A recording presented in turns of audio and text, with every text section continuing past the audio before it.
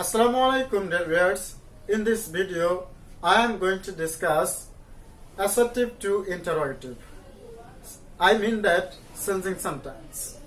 Dear viewers, you know sensing sentence is the most important in our practical life because when we speak with other person, so we have to use many sentences. Negative, interrogative, assertive, imperative in this way. So, in this class, I'm going to discuss this lesson. So, please watch this class till I finish time. Assertive to interrogative. তো বন্ধুরা পূর্বের ভিডিওতে আমি আলোচনা করেছি assertive sentence এবং interrogative sentence সম্পর্কে, কিভাবে আমরা অ্যাসার্টিভ সেন্টেন্স শুনবো এবং কিভাবে ইন্টারোগেটিভ সেন্টেন্স শুনবো। এখন আমরা এই অ্যাসার্টিভ থেকে ইন্টারোগেটিভ সেন্টেন্সের রূপ দিব। আমি একটি অ্যাসার্টিভ সেন্টেন্স এখানে লিখবো, তো মনে রাখতে হবে কিন্তু পরীক্ষার জন্য গুরুত্বপূর্ণ।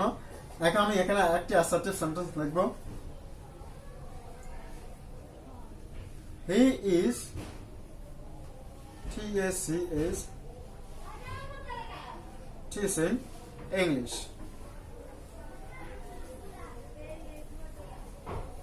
He is teaching English. এটি অ্যাসার্টিভ সেন্টেন্স। এখন আমরা এটাকে ইন্টারোগেটিভ করব, ইন্টারোগেটিভের রূপ দেব। তো খেয়াল করো বন্ধুরা, হি ইজ টিচিং ইংলিশ, সে ইংরেজি শিখতেছে বা শিখছে। তো এটা হচ্ছে অ্যাসার্টিভ সেন্টেন্স। কিভাবে বুঝেছি? সাবজেক্টের পরে ভার্ব রয়েছে, সেজন্য এটি অ্যাসার্টিভ সেন্টেন্স এবং শেষে ফুল স্টপ রয়েছে। এখন এই অ্যাসার্টিভ সেন্টেন্সকে আমরা ইন্টারোগেটিভ কিভাবে করব? দেখো, ইন্টারোগেটিভ করার রুলস আছে, প্রথমে আমরা অক্সিলারি ভার্বকে নিয়ে আসবো যদি সেন্টেন্সের ভিতরে অক্সিলারি ভার্ব থাকে। তো বন্ধুরা, এই সেন্টেন্সের ভিতরে একটি অক্সিলারি ভার্ব রয়েছে, সেটি হচ্ছে ইজ। এই ইজ হচ্ছে অক্সিলারি ভার্ব। এই অক্সিলারি ভার্বকে আমরা সেন্টেন্সের প্রথমে নিয়ে আসবো।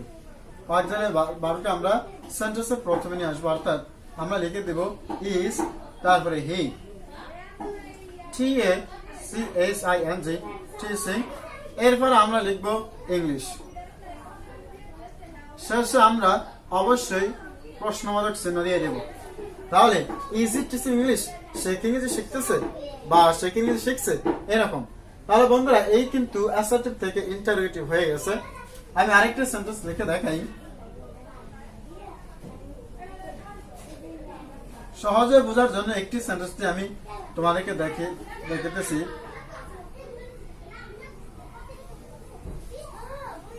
টিচিং ইংলিশ, সহজে বুঝবার জন্য।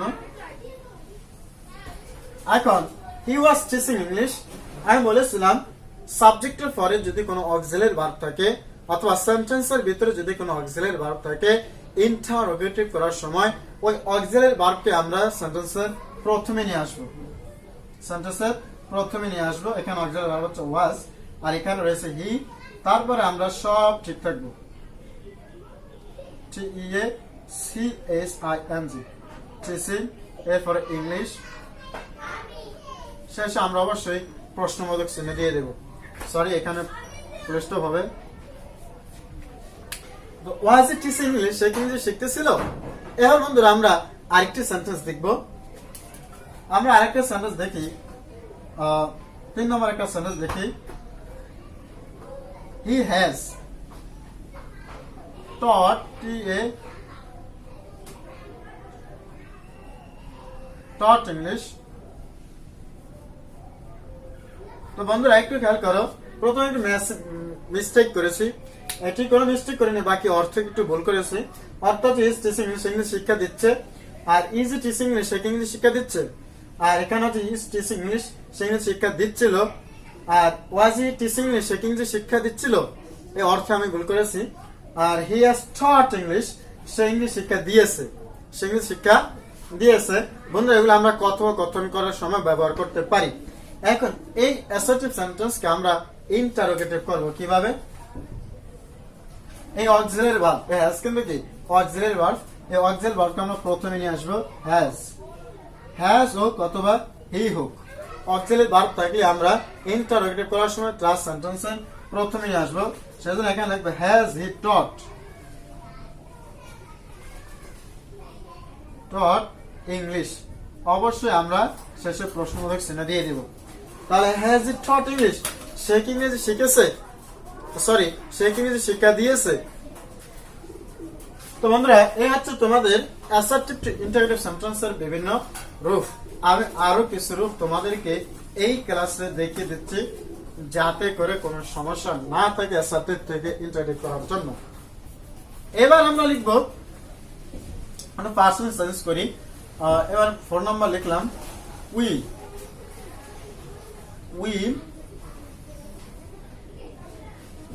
লার্ন ইংলিশ, লার্ন ইংলিশ, আমরা ইংরেজি শিখবো, আমরা ইংরেজি শিখবো। তো উই উইল লার্ন ইংলিশ, আমরা ইংরেজি শিখবো, এটি রয়েছে অ্যাসার্টিভ সেন্টেন্সে। এই সেন্টেন্সকে আমরা রূপ দেব ইন্টারোগেটিভে। কিভাবে? এই অক্সিলারি ভার্বকে আমরা প্রথমে নিয়ে আসবো, তারপরে সাবজেক্ট বসিয়ে দেব, এরপরে যা আছে তা লিখব, লার্ন ইংলিশ। অবশ্যই সেন্টেন্সের শেষে আমরা প্রশ্নবোধক চিহ্ন দেব। উইল লার্ন ইংলিশ, আমরা কি ইংলিশ শিখবো। তো বন্ধুরা এই হচ্ছে তোমার অ্যাসার্টিভ থেকে ইন্টারোগেটিভ করার নিয়ম, এবং নিয়মটি হচ্ছে ইন্টারোগেটিভ সেন্টেন্সে প্রথমে অক্সিলারি ভার্ব থাকবে।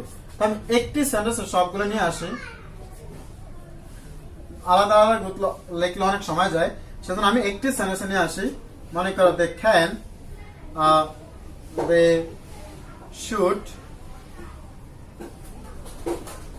তারপরে লিখলাম উড, তারপরে লিখলাম কুড, দে ক্যান অথবা শুড অথবা উড অথবা কুড, বিশেষ করে এর ভিতরেই কিন্তু আসে। তো এখানে আমি তারপরে লিখলাম একটি ভার্ব লিখব, কমপ্লিট,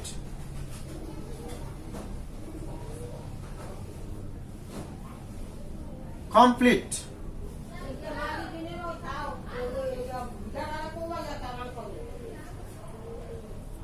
কমপ্লিট দিস লেসন।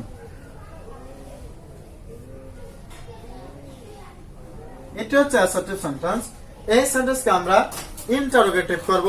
বন্ধুরা অক্সিলারি ভার্ব থাকলে সেটা আমরা প্রথমে নিয়ে আসবো, সেজন্য আমি একটি সেন্টেন্সের ভিতরে অনেকটি অক্সিলারি ভার্ব লিখেছি। They can complete this lesson, they should complete this lesson, they would complete this lesson, they could complete this lesson. এই যে এখানে আমি 1 2 3 4টি অক্সিলারি ভার্ব রয়েছে লিখেছি, এই 4টি অক্সিলারি ভার্বকে আমরা প্রথমে নিয়ে আসবো, তখন এটি কি হয়ে যাবে ইন্টারোগেটিভ সেন্টেন্স। তবে 4টি অক্সিলারি ভার্ব কিন্তু এক সেন্টেন্সে থাকবে না, আলাদা আলাদা সেন্টেন্সে থাকবে। বাকি এখানে আমি বোঝার সুবিধা সবগুলো এক জায়গায় লিখেছি। তো আমরা প্রথমেই এগুলো নিয়ে আসবো, ক্যান অথবা শুড অথবা উড অথবা কুড। এরপর আমরা লিখবো সাবজেক্টিভ, তারপরে এখান থেকে শুরু করে এই পর্যন্ত সব ঠিক আছে, শেষে প্রশ্নবোধক চিহ্ন দেব। আশা করি বিষয়টা তোমরা বুঝতে পেরেছো। Can they complete this lesson অথবা should they complete this lesson অথবা would they complete this lesson অথবা could they complete this lesson.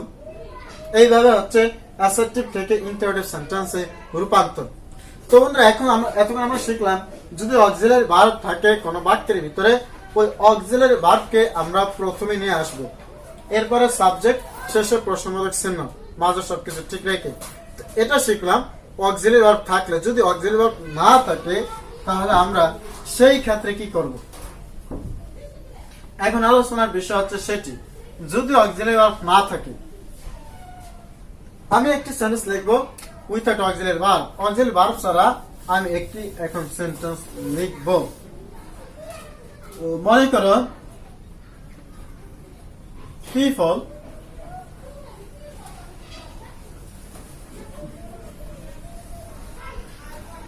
learn English, learn English। এই একখানা সেন্টেন্স লিখলাম ছোট, people learn English, জনগণ বা মানুষ, লোকজন যেটাই বলে ইংরেজি শিখে। এই যে people learn English, এখানে বন্ধুরা কোনো অক্সিলারি ভার্ব নেই, am, is, are, was, were, shall, should, can, could, may, might, must, এগুলো কোনো কিছুই নেই, অর্থাৎ কোনো অক্সিলারি ভার্ব নেই। তো আমরা তো অবশ্যই এটাকে ইন্টারোগেটিভ করতে হবে। এখন কি করব? আমরা জানি অক্সিলারি ভার্ব থাকলে অক্সিলারি ভার্বকে আগে নিয়ে আসবে, কিন্তু এখানে তো অক্সিলারি ভার্ব নেই। তাহলে কি করব বন্ধুরা? যদি অক্সিলারি ভার্ব না থাকে তাহলে আমরা ডু ভার্ব আনবো। কোন ভার্ব? ডু ভার্ব আনবো। অক্সিলারি ভার্ব হিসেবে আমরা ডু ভার্বকে আনবো। অক্সিলারি ভার্ব হিসেবে ডু ভার্বকে এনে আমরা দেখব মূল যে ভার্ব, এই ভার্বের সাথে কোনো সমস্যা আছে কিনা, অর্থাৎ এই ভার্বটা কোন টেন্সে রয়েছে। এস, ইএস, টি, ইডি এই সমস্ত এই জাতীয় কোনো কিছু ভার্বের সাথে সংযুক্ত রয়েছে কিনা। যদি কোনো কিছু সংযুক্ত থাকে ওই অবস্থায় এই ডু তার মাথায় যে বোঝা থাকবে, ভার্বের যে ফর্ম থাকে ওই ভার্বকে এই ডু নিয়ে যাবে। যদি ভার্বের কোনো ঝামেলা না থাকে, ভার্ব যদি ঝামেলা মুক্ত থাকে, এই মূল ভার্ব যদি ঝামেলা মুক্ত থাকে তাহলে ডু এর মতো থেকে যাবে। আশা করি বিষয়টি বুঝতে পেরেছ। তো এখন দেখো এই লার্ন প্রেজেন্ট ফর্মে রয়েছে এবং এস এস কোনো কিছু নেই, সেজন্য আমরা ডু কে নিয়ে আসবো এবং ডু দিয়ে প্রশ্ন করে দেব। ডু পিপল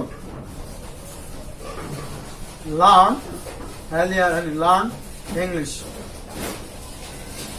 এবং শেষে প্রশ্নবোধক চিহ্ন। এখন আমরা আরেকটি সেন্টেন্স দেখব। He does the work.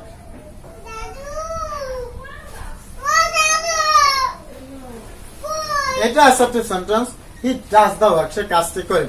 এখন এর ভিতরে তো কোনো অক্সিলারি ভার্ব নাই, এখানে আমরা সবসময় ভুল করি। এটা খুবই গুরুত্বপূর্ণ একটা সেন্টেন্স, তো সেজন্য আমরা অক্সিলারি ভার্ব আনবো। এনে দেখি যে মূল ভার্ব যেটি, এই মূল ভার্বের সাথে একটা ইএস এর সম্পর্ক রয়েছে, অর্থাৎ ইএস অতিরিক্ত রয়েছে, সেজন্য এই ইএস ডু নিয়ে যাবে, হবে ডাজ। তারপরে হি।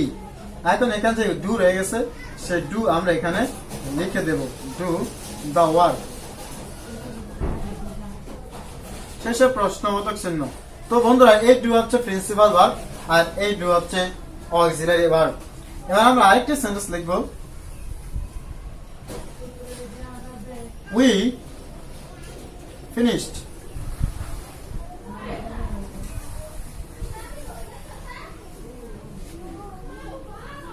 We finished it. বন্ধুরা আমি আরেকটা সেন্টেন্স লিখি, we finished it। এটাকে আমরা ইন্টারোগেটিভ করব। কি করব? ইন্টারোগেটিভ করব। ইন্টারোগেটিভ করব।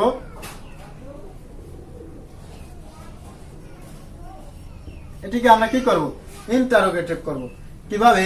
এখানে তো অক্সিলারি ভার্ব নেই, সেজন্য আমরা ডু কে আনবো। এনে দেখেছি ফিনিশড আছে, মানে পাস্ট টেন্সে আছে। কোন টেন্সে? পাস্ট টেন্সে ইডি রয়েছে, অর্থাৎ পাস্ট টেন্সে রয়েছে, সেজন্য আমরা এই ডু এনেও এর পাস্ট ফর্ম নিয়ে যাব। নিয়ে গেলে এই ডু হয়ে যাবে পাস্ট ফর্মের, অর্থাৎ এখানে হয়ে যাবে ডিড। কি হবে? ডিড হবে। আর ডিড এর পরে যে সাবজেক্ট রয়েছে এই সাবজেক্টকে আমরা বসিয়ে দেব। এর পাস্ট ফর্ম তো নিয়ে গেছে, তাহলে থাকবে কি? ভেজাল মুক্ত, অর্থাৎ ফিনিশ থেকে যাবে, ফিনিশ। তারপরে এই এবং শেষে প্রশ্নবোধক চিহ্ন। তো বন্ধুরা আশা করি তোমরা এই বিষয়টি বুঝতে পেরেছো কিভাবে আমরা অ্যাসার্টিভ থেকে ইন্টারোগেটিভ সেন্টেন্স পড়ব, এবং এটাই ছিল মূল অ্যাসার্টিভ সেন্টেন্স থেকে ইন্টারোগেটিভ করার। তো বন্ধুরা এই ক্লাসটি যদি তোমাদের কাছে ভালো লাগে তাহলে অবশ্যই লাইক, কমেন্ট এন্ড শেয়ার করবে, এবং আমার চ্যানেলটি যেহেতু নতুন অবশ্যই সাবস্ক্রাইব করে রাখবে। So thanks a lot for watching this class.